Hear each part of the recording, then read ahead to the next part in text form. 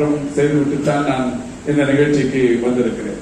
ஆக தமிழ்நாட்டின் மருத்துவ கட்டமைப்பு என்பது எனக்கு முன்னால் பேசிய நம்முடைய துறையின் செயலாளர் சொன்னதை போல மிக சிறப்பாக இன்றைக்கு நடைபெற்றுக் கொண்டிருக்கிறது. சென்னை காஞ்சிபுரத்தில் இன்றைக்கு ஒரு காரப்பேட்டை பகுதியில் காஞ்சிபுரத்தில் ஒரு அறிஞர் அண்ணா நினைவு புற்றுநோய் மருத்துவமனை ஒன்றை இன்றைக்கு தமிழ்நாடு அரசு 220 கோடி ரூபாய் செலவில் கட்டும் பணியை செய்து கொண்டிருக்கிறது. 220 கோடி ரூபாய் செலவில் அந்த புற்றுநோய் மருத்துவமனை, 32 கோடி ரூபாய் செலவில் அதற்கான உபகரணங்கள் அமைக்கும் பணி அங்கே நடைபெற்றுக் கொண்டிருக்கிறது. மிக விரைவில் மாண்புமிகு தமிழ்நாட்டின் முதலமைச்சர் அவர்கள் திறந்து வைக்கவிருக்கிறார்கள். இந்தியாவில் மும்பையை சொல்வார்கள் டாடா கேன்சர் ரிசர்ச் இன்ஸ்டிடியூட் எல்லாம் பெரிய அளவில் எல்லோருமே சொல்வார்கள். அதற்கு அடுத்து தமிழகத்திலும் ஒரு புற்றுநோய்க்கான ஆராய்ச்சி மையம் பேரறிஞர் அண்ணா அவர்களின் பெயரால் அரசாங்கத்தின் சார்பில் இன்றைக்கு நடைபெற்றுக் கொண்டிருக்கிறது. மிக விரைவில் பயன்பாட்டுக்கு வரவிருக்கிறது என்கின்ற மகிழ்ச்சியான செய்தியையும் தெரிவித்துக் கொள்கிறேன். புற்றுநோய் பாதிப்புகளை கண்டறிவதற்கு ஏராளமான பணிகள் நடைபெற்றுக் கொண்டிருக்கிறது. மாண்புமிகு தமிழ்நாட்டின் முதலமைச்சராக முத்துவேல் கருணாநிதி ஸ்டாலின் அவர்கள் பொறுப்பேற்பதற்கு முன்னால் சென்னை, மதுரையில் 2 இடங்களில் மட்டுமே இந்த பெட்சிடி என்கின்ற புற்றுநோயை துல்லியமாக கண்டறிகிற கருவிகள் இருந்தது. கடந்த 4 ஆண்டுகளில் மட்டும் கூடுதலாக இப்பொழுது 5 இடங்களில் நெல்லை, தஞ்சை, கோவை, சேலம், காஞ்சிபுரம் ஆகிய 5 இடங்களில் பெட்சிடி அமைக்கப்பட்டு இன்றைக்கு அவைகள் பயன்பாட்டில் இருந்து கொண்டிருக்கிறது. பெட்சிடி மட்டுமல்ல, நம்முடைய செயலாளர் சொன்னதை போல அது டிஜிட்டல் எக்ஸ்ரேவாக இருந்தாலும், அந்த சிடி ஸ்கேன்களாக இருந்தாலும், எம்ஆர்ஐ ஆக இருந்தாலும் மிகப்பெரிய அளவிலான பயன்பாட்டிற்கு அதிநவீன மருத்துவக் கருவிகளை இன்றைக்கு தமிழகத்தில் இயக்குகிற அந்த பணியினை செய்து கொண்டிருக்கிறோம். மாண்புமிகு தமிழ்நாட்டின் முதலமைச்சர் அவர்களின் மூலம் ஓமந்தூரார் பன்னோக்கு மருத்துவமனையில் இன்றைக்கு ஒரு புதிய ஒரு சிஸ்டம் ஒன்று தொடங்கப்பட்டது. ரோபோட்டிக் கேன்சர் எக்யூப்மெண்ட் 34 கோடியே 60 லட்சம் மதிப்பீட்டில் ரோபோட்டிக் கேன்சர் எக்யூப்மெண்ட் ஒன்று தொடங்கி வைக்கப்பட்டது. இந்தியாவை பொறுத்தவரை 36 மாநிலங்கள் இருந்தாலும் 36 மாநில அரசுகளின் மருத்துவமனையில் எங்கேயும் இல்லாத அந்த கருவி நம்முடைய தமிழ்நாடு அரசு மருத்துவமனையில் இன்றைக்கு புதிதாக நிறுவப்பட்டிருக்கிறது. அப்போலோ மாதிரியான பெரிய மருத்துவமனைகளில் இந்த ரோபோட்டிக் கேன்சர் எக்யூப்மெண்ட் இருக்கிறது. ஒரு 5-6 மட்டுமே தமிழ்நாட்டில் இருக்கிறது. எய்ம்ஸ் போன்ற மருத்துவமனைகளிலும், புதுவையில் இருக்கிற ஜிப்மர் போன்ற மருத்துவமனைகளில் மட்டுமே இருக்கிற அந்த கருவி இன்றைக்கு தமிழ்நாடு அரசு மருத்துவமனையில் மாண்புமிகு தமிழ்நாட்டின் முதலமைச்சர்களால் அந்த 34 கோடியே 60 லட்சம் மதிப்பீட்டிலான அந்த கருவி இயக்கி வைக்கப்பட்டது. அது கடந்த 2 நாட்களுக்கு முன்னால் அந்த கருவி செயல்பாட்டை நான் போய் ஆய்வு செய்தேன். அப்போது 325 இந்த ரோபோட்டிக் கேன்சர் அந்த ப்ரொசீஜர்ஸ் செய்யப்பட்டிருக்கிறது. ஒரு மகிழ்ச்சியான செய்தி, 125 கேன்சர் புற்றுநோய் அந்த புற்றுநோய் பாதித்தவர்களுக்கு அந்த ரோபோட்டிக் சர்ஜரி செய்யப்பட்டு அந்த 125 பேரும் இன்றைக்கு மிக நலமுடன் இருக்கிறார்கள் என்கின்ற ஒரு மகிழ்ச்சியான செய்தி ஆறுதலை தருகிறது. அந்த அளவுக்கு இன்றைக்கு நம்முடைய மாண்புமிகு தமிழ்நாட்டின் முதலமைச்சருடைய வழிகாட்டுதலோடு அவைகள் இன்றைக்கு செயல்படுத்தப்பட்டுக் கொண்டிருக்கிறது. நம்முடைய துறையின் செயலாளர் இங்கே பேசும்போது சொன்னார், கடந்த ஆண்டு ஒரு 1.5 ஆண்டுகளுக்கு முன்னால் நான் ஈரோடு மாவட்டத்தில் பல்வேறு மருத்துவ ஆய்வுகளுக்காக சென்றபோது தமிழ்நாட்டில் ஒரு 4-5 மாவட்டங்களில் புற்றுநோய் பாதிப்பு அதிகரித்துக் கொண்டிருக்கிறது என்கின்ற வகையிலான ஒரு கோரிக்கை வந்தது. உடனடியாக நம்முடைய மாண்புமிகு தமிழ்நாட்டின் முதலமைச்சருடைய கவனத்திற்கு கொண்டு சென்றோம். ஈரோடு, திருப்பத்தூர், ராணிப்பேட்டை, கன்னியாகுமரி ஆகிய 4 மாவட்டங்களில் கன்னியாகுமரியை பொறுத்தவரை ரப்பர் தோட்டங்கள் அதிகமாக இருக்கிற பகுதி என்பதாலேயும், திருப்பத்தூர், ராணிப்பேட்டையை பொறுத்தவரை தோல் பதனிடும் தொழிற்சாலைகள் அதிகமாக இருக்கிற அந்த காரணத்தினாலேயும், ஈரோடு போன்ற பகுதிகளில் சாயப்பட்டறை கழிவுகள் அதிகமாக இருக்கிற அந்த காரணத்தினாலேயும் இந்த 4 மாவட்டங்களில் புற்றுநோய் பாதிப்புகள் அதிகமாக இருக்கிறது என்று சொல்லப்பட்டது. உடனடியாக மாண்புமிகு தமிழ்நாட்டின் முதலமைச்சர் அவர்கள் இந்த 4 மாவட்டங்களில் பிரத்யேகமாக ஆண்களுக்கும் பெண்களுக்கும் புற்றுநோய் பாதிப்புகளை கண்டறிவதற்குரிய பரிசோதனைகளை முழுமையாக அனைவருக்கும் செய்ய வேண்டும் என்று சொன்னார்கள். அந்த வகையில் இதுவரை 12,12,205 பேருக்கு இந்த 4 மாவட்டங்களில் புற்றுநோய் பரிசோதனைகள் செய்யப்பட்டு அந்த வகையில் 133 பேர் புதிய புற்றுநோய் பாதிப்புள்ளவர்கள் இன்றைக்கு கண்டறியப்பட்டிருக்கிறார். தொடக்கத்திலேயே அவர்களுக்குரிய பாதிப்புகளை கண்டறிவதனால் அவர்களுடைய உயிர்களுக்கு உத்தரவாதம் என்கின்ற வகையில் இந்த அரசு ஒரு 133 பேருக்கு பரிசோதனைகளை செய்ததில் புதிதாக கண்டறியப்பட்டிருக்கிறது. இந்த நிலையில்தான் பல்வேறு மக்கள் பிரதிநிதிகள் தமிழ்நாடு முழுவதிலும் இந்த புற்றுநோய் பாதிப்புள்ளவர்களை கண்டறிவதற்கு மொத்தமாகவே பரிசோதனைகள் செய்ய வேண்டும் என்று சொன்னார்கள். அந்த வகையில் கடந்த நிதிநிலை அறிக்கையில் ரூபாய் 27 கோடி செலவில் தமிழ்நாட்டில் இருக்கிற ஏற்கனவே 4 மாவட்டங்களில் செய்து கொண்டிருக்கிறோம். இன்னும் மீதம் இருக்கிற 32 மாவட்டங்களிலும் ஒட்டுமொத்தமாக 38 மாவட்டங்களிலுமே இந்த பரிசோதனைகள் மேற்கொள்வதற்கு இன்றைக்கு அரசின் சார்பில் 27 கோடி ரூபாய் நிதி ஒதுக்கீடு செய்யப்பட்டிருக்கிறது. மிக விரைவில் தமிழ்நாடு முழுவதிலும் இந்த புற்றுநோய் பரிசோதனைகள் என்பது செய்யப்படவிருக்கிறது என்பதையும் மகிழ்ச்சியோடு தெரிவித்துக் கொள்ள கடமைப்பட்டிருக்கின்றேன். இப்படி பல்வேறு பணிகள் அரசு மருத்துவமனைகளை பொறுத்தவரை இன்றைக்கு தஞ்சாவூரில் பிரத்யேகமான ஒரு புற்றுநோய் மருத்துவமனை அரசு மருத்துவக் கல்லூரியில் செய்வதற்குரிய நடவடிக்கைகள் எடுக்கப்பட்டு வருகிறது. ஏற்கனவே மதுரையில் அது மிக சிறப்பாக இயங்கிக் கொண்டிருக்கிறது. கோவையிலும் கூட இந்த லீனியர் ஆக்சிலேட்டர் போன்ற பல்வேறு கருவிகள் இன்றைக்கு கடந்த ஒரு வாரத்திற்கு முன்னால் கூட நான் சேலத்தில் போய் ஆய்வு செய்தேன். இப்படி எல்லா மாவட்டங்களிலும் மருத்துவக் கல்லூரி மருத்துவமனைகளில் இதுபோன்ற புற்றுநோய் மருத்துவ அமைப்புகள் இருந்தாலும் கூட தனியார் மருத்துவமனைகளில் இன்றைக்கு ஒரு பிரத்யேகமான புற்றுநோய் சிகிச்சை பிரிவுகள், அந்த புற்றுநோயை கண்டறிகிற அமைப்புகள் இன்றைக்கு தொடர்ந்து தொடங்கப்படுவது என்பது மகிழ்ச்சிக்குரிய ஒன்று. இவைகள் எத்தனை தொடங்கினாலும் இன்றைக்கு அதிகரித்து வருகிற புற்றுநோய் பாதிப்புகளிலிருந்து மக்களை காப்பதற்கு இது ஒரு மிகப்பெரிய அளவில் ஒரு உதவியாக இருக்கும். அந்த வகையில் அப்போலோ நிர்வாகம் ஏற்கனவே பல்வேறு சாதனைகளை செய்து கொண்டிருக்கிறது. அரசோடு இணைந்து பல்வேறு புரிந்துணர்வு ஒப்பந்தங்கள் போடப்பட்டு ஏற்கனவே பல பயன்பாட்டில் இருந்து கொண்டிருக்கிறது. குறிப்பாகவும் சிறப்பாகவும் கொரோனா பேரிடர் காலத்தில் அப்போலோ மருத்துவ நிர்வாகத்தின் பங்களிப்பு என்பது மக்கள் மறக்க முடியாத ஒன்று. அந்த வகையில் இன்றைக்கு மிக சிறப்பாக கடந்த காலங்களில் பெரிய பேரிடர் மாதிரியான சூழலிலும் கூட அரசோடு அப்போலோ நிர்வாகம் ஒருங்கிணைந்து தமிழ்நாட்டு மக்களின் மருத்துவ சேவைக்கு பெரிய அளவில் உறுதியாகவும் உத்தரவாதமும் இருந்தார்கள்.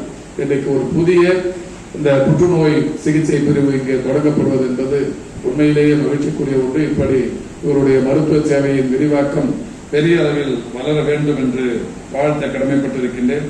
பெருமதத்திற்குரிய நம்முடைய இந்த அமைப்பின் தலைவர் நம்முடைய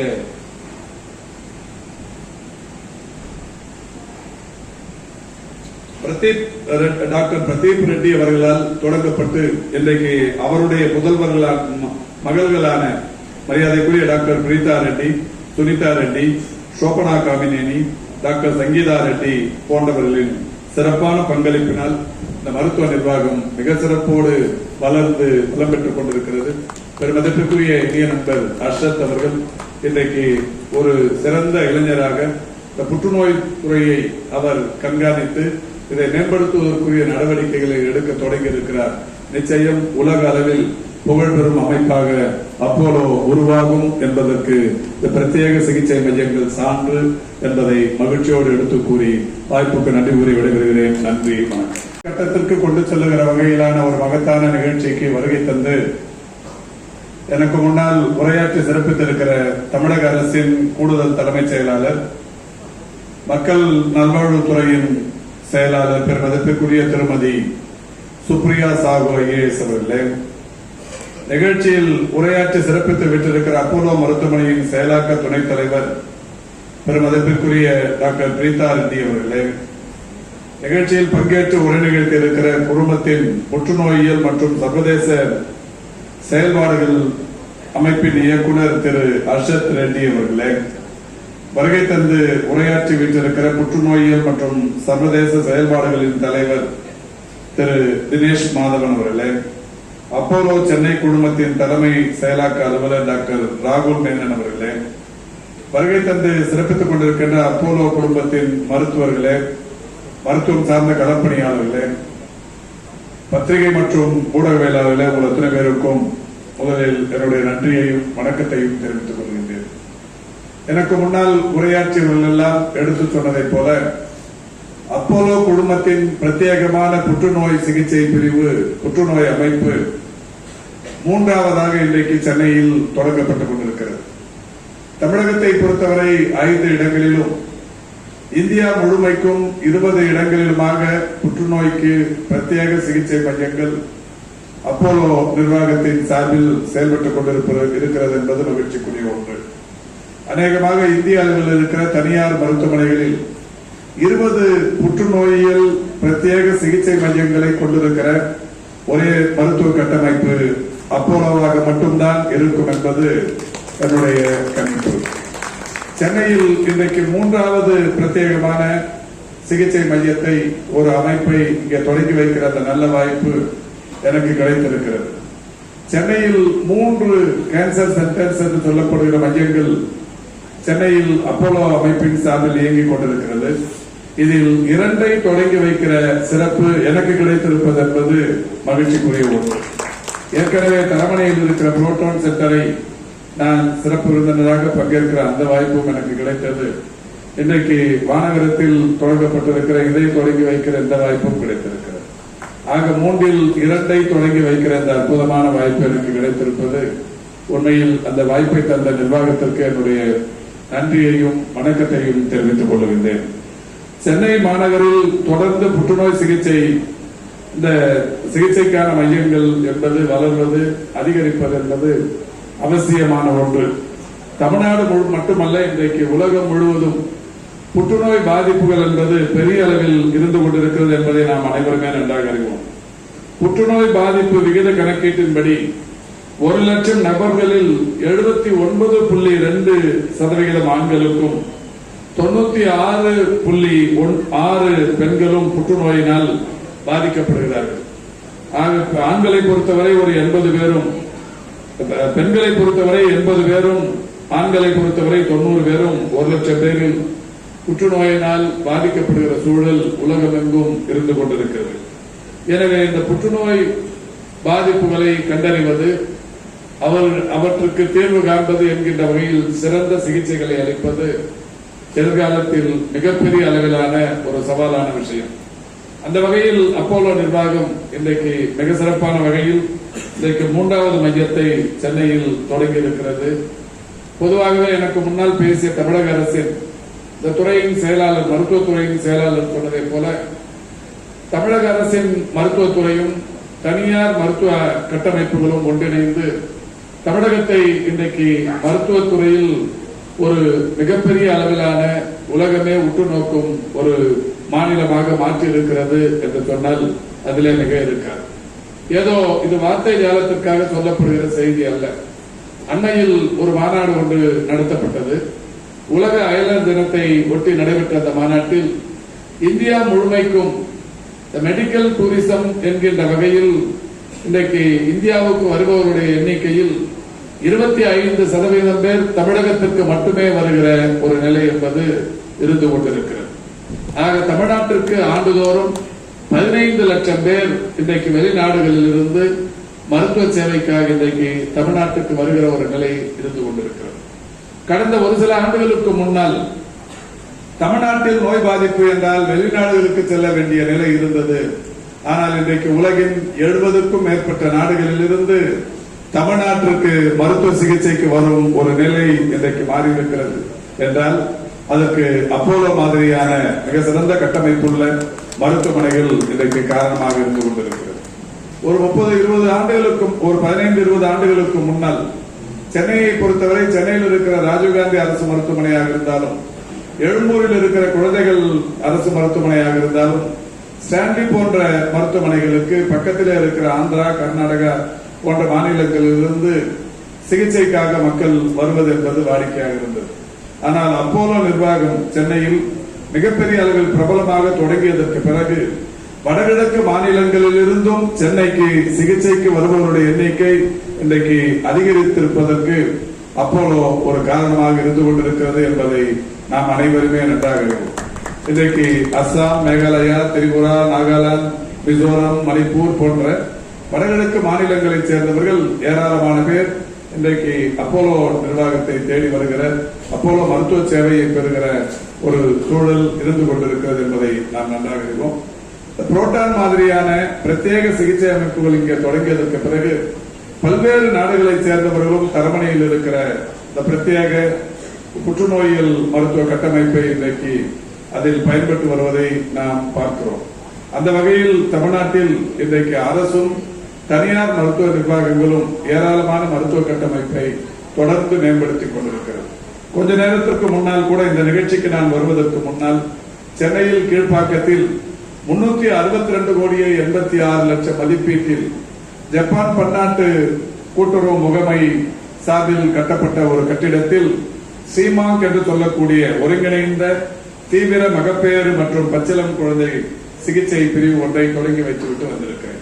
கீழ்ப்பாக்கத்தில் ஏற்கனவே 200 படுக்கைகளுடன் இயங்கிக் கொண்டிருந்த அந்த சீமாங் அமைப்பு மெட்ரோ ரயில் அதனுடைய அந்த கட்டிடத்திற்கு அடியில் ஏறத்தாழ 27 மீட்டருக்கு கீழே ஒரு சுரங்கம் அமைக்கும் பணி நடைபெறவிருக்கிறது என்கின்ற வகையில் மெட்ரோ நிர்வாகம் இந்த செய்தியை சொன்னவுடன் நம்முடைய மருத்துவத்துறையின் சார்பில் ஒரு மருத்துவமனைக்கு கீழே பெரிய சுரங்கம் அமைக்கப்படும் போது குறிப்பாக குழந்தைகள் மருத்துவமனை எந்த வகையிலாவது பாதித்துவிடக் கூடாது என்பதாலே அதிலே இருக்கிற அந்த 200 படுக்கைகள் கொண்ட ஒரு பிரிவு.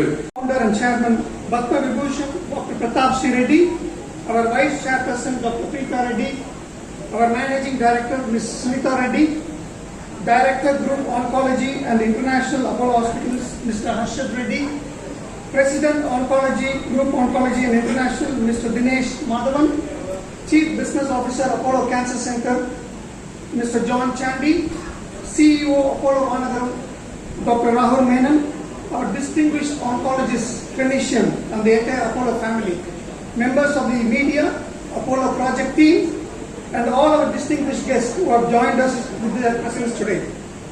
Your presence and support are invaluable and deeply appreciated, reflecting our shared commitment to advancing healthcare in our nation. Today's event is more than just an inauguration. It represents Apollo's unwavering dedication to transforming cancer care in India. Our chairman's vision has guided us in every step of the way, driven by the belief that every life is precious and deserves the best care. Finally, I extend my deepest gratitude to all our patients and their families for their trust in us. I also thank the media for amplifying our message and helping us to reach the hearts of many in the community. Thank you all once again for being